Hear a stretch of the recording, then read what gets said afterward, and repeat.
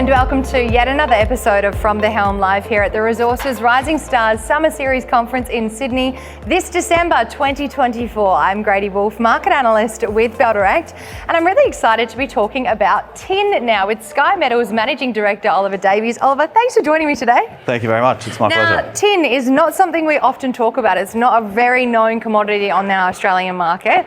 Talk to me about the market demand right now and what its place is in the current market environment. I think it's a really important question at the moment. Tin is facing a lot of supply challenges in particular, really because no one's really thought about tin for a long time. And these days, tin is in solder, so it holds all electronics together. And so it's very important in particularly in emerging AI industries and all other electronics. There's a lot used in EVs where, anything that is talking about renewable energy needs controlling cells and things, and they need tin. So very much tin at the moment is at the forefront of the technology revolution, and supply is continually being challenged with the two largest suppliers, Indonesia and China, actually on the decline in tin supply, and the demand is obviously only going up. Now, you have a reputation for innovation. Tell us about your assets in New South Wales and how they're progressing towards production. Absolutely. We're very lucky to have a tin asset in New South Wales that is ideally suited to modern ore sorting.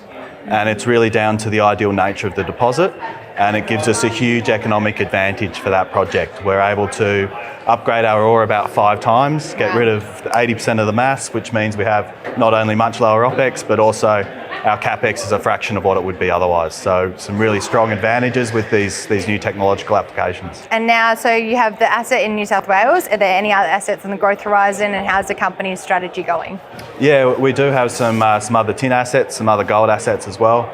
But very much as a small company, we want to be focused on that near-term cash flow, and we see Tullabung as being that, and so that's our real focus at the moment. Now, how is the process of mining tin compared to gold or copper, which are common known processes in the market?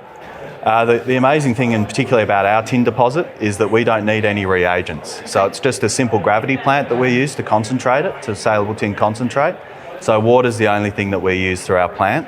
And it means that our OPEX is incredibly low, our processing's very simple, and combined with that ore sorting at the front end to reduce the masses we need to use, we use a lot less power, a lot less water, and really at the forefront of low cost production is where we're aiming. That's what investors love to hear. Low CapEx, low OPEX, high grade. That's exactly what we want to hear.